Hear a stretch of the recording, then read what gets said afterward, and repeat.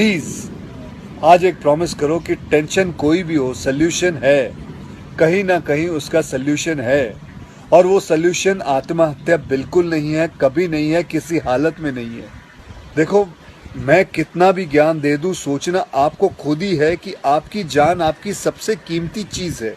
चाहे कोई भी बड़े से बड़ा स्ट्रेस हो लाइफ में, एक बार इमेजिन करो अपने माँ बाप की हालत अगर उन्हें पता चले कि तुमने अपनी जान ले ली है, खुदकुशी कर ली है। शायद आप सोच भी नहीं सकते कि उनको कैसा फील होता होगा।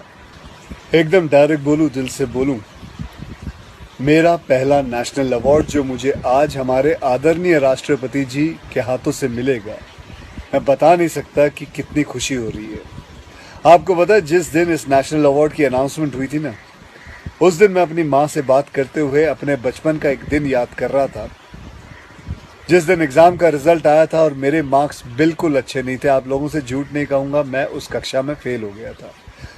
रिपोर्ट कार्ड लाते हुए मैं ये सोच रहा था कि आज घर में बड़ी कुटाई होने वाली है यार। उस दिन मेरे पिताजी ने मुझे सामने बिठाया और बड़ी शांति से कहा, देखो बेटा, तुम करना क्या चाहते हो, ये बताओ मुझे, बताओ करना क्या चाहते हो। मैंने कहा, पापा मैं स्पोर्ट्स में मन लगता है मेरा, मैं खेल कूद करना चाहता हूँ, खिलाड़ी बनना चाहता हूँ। उन्होंने कहा, ठीक है, फिर उसमें ध्यान दो, हम सपोर्ट करेंगे, साथ में थोड़ी पढ़ाई भी करो। आप विश्वास नहीं करोगे, खेलते खेलते मैं मार्शल आर्ट करने लग गया, मैं मॉडलिंग में आ गया, एक्टिंग शुरू कर दी। उन्होंने हर चीज़ में मुझे सपोर्ट किया। अगर उस दिन मेरे पेरेंट्स ने ये ना समझाया होता कि मेरी स्ट्रेंथ किस चीज़ में है, तो आज मैं सोच भी नहीं सकता कि ये नेशनल अवार्ड कभी मेरे हाथ पे होता। ये अपने लाइफ की कहानी मैं आपको एक वजह से सुना रहा हूँ। कुछ दिन पहले अखबार में मैंने पढ़ा था कि एक आईआईटी के स्टूडेंट्स ने फांसी लगा के आत्महत्या कर ली, स्ट्रेस में था पढ़ाई के लिए। उससे कुछ दिन पहले मुंबई में एक मैनेजमेंट स्टूडेंट ने एक 5 स्टार होटल के रूम से छलांग लगाकर अपनी जान दे दी, एग्जाम में फेल हो गया था। मैं कहीं ये भी पढ़ रहा था कि करीब 8 लाख लोग हर साल वर्ल्ड में अपनी जान खुद ले लेते हैं और उसमें तकरीबन 1.5 लाख लोग सिर्फ हिंदुस्तान से होते हैं। और यंग लोगों में आत्महत्या के सबसे बड़े कारण जो होती है वो होती है पढ़ाई या फिर रिलेशनशिप का स्ट्रेस। क्यों? तुम्हारी जान एक एग्जाम के मार्कशीट से सस्ती हो गई है? नहीं। ऐसा क्या पढ़ाई कर रहे हो? इससे तो देश के लिए सरहद पे जाके जान लगा दो दांव पे। चाहे कोई भी बड़े से बड़ा स्ट्रेस हो लाइफ में, एक बार इमेजिन करो अपने माँ बाप की हालत अगर उन्हें पता चले कि तुमने अपनी जान ले ली है, खुदकुशी कर ली है। शायद आप सोच भी नहीं सकते कि उनको कैसा फील होता होगा। मान लिया कि आपका स्ट्रेस बहुत बड़ा है, पर इतने हल्के में मत लो अपनी लाइफ को यार।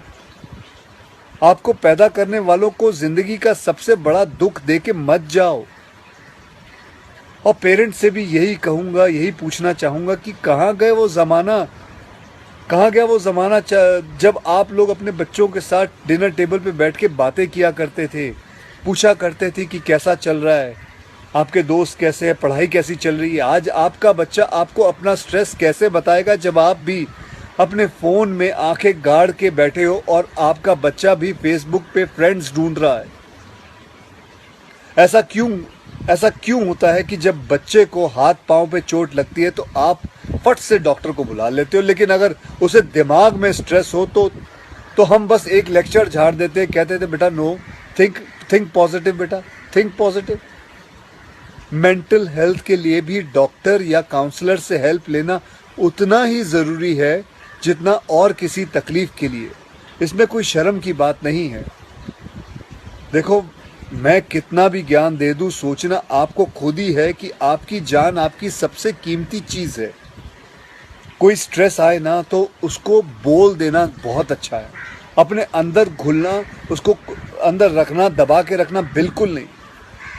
किसी दोस्त को बोल दो या अपने माँ बाप से शेयर करो।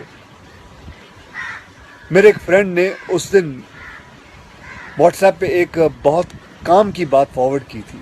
एक हॉस्पिटल की ओपन हार्ट सर्जरी यूनिट के बाहर एक शेर लिखा हुआ था, मैं आपसे शेयर करना चाहता हूँ। वहाँ लिखा हुआ था कि अगर दिल खोल लेते अपने यारों के साथ तो आज खोलना ना पड़ता औजारों के साथ। भैया मुझे एक प्रॉमिस करो कि आज प्लीज आज एक प्रॉमिस करो कि टेंशन कोई भी हो सल्यूशन है, कहीं ना कहीं उसका सल्यूशन है और वो सल्यूशन आत्महत्या बिल्कुल नहीं है, कभी नहीं है, किसी हालत में नहीं है। अपना ध्यान रखो, मिलते हैं फिर। Till then next time, good bye.